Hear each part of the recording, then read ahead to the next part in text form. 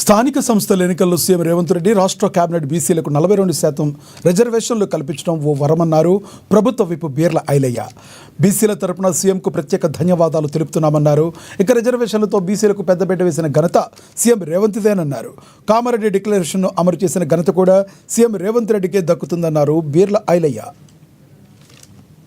బీసీలకు చరిత్రలో నిలిచిపోయే విధంగా నిన్న గౌరవ ముఖ్యమంత్రి రేవంత్ రెడ్డి గారి ఆధ్వర్యంలో మంత్రివర్గం అంతా కూడా బీసీ డిక్లరేషన్ ఆమోదించి ప్రత్యేక ఆర్డినెన్స్ ద్వారా తెలంగాణలో బీసీలకు 42% రేపు జరగబోయే స్థానిక సంస్థల్లో కేటాయించి ఇలా బీసీలకు ఒక పెద్ద వరంగా గౌరవ ముఖ్యమంత్రి మంత్రివర్గం ఆమోదం చేసి ప్రత్యేక ఆర్డినెన్స్ ద్వారా బీసీలకు రిజర్వేషన్ కల్పించినందుకు తెలంగాణ బీసీల పట్ల తెలంగాణ బీసీల తరఫున ప్రత్యేకంగా ధన్యవాదాలు తెలియజేస్తున్నా.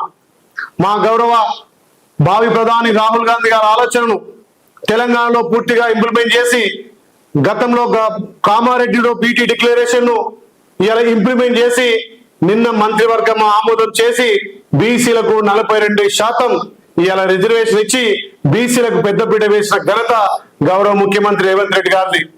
గౌరవ ముఖ్యమంత్రి రేవంత్ రెడ్డి గారు ఒక రెడ్డి సామాజిక వర్గానికి చెందిన ముఖ్యమంత్రిగా ఉండి కూడా తెలంగాణలో బీసీలకు పెద్దపీట వేసిన ఘనత గౌరవ ముఖ్యమంత్రి రేవంత్ రెడ్డి గారిది.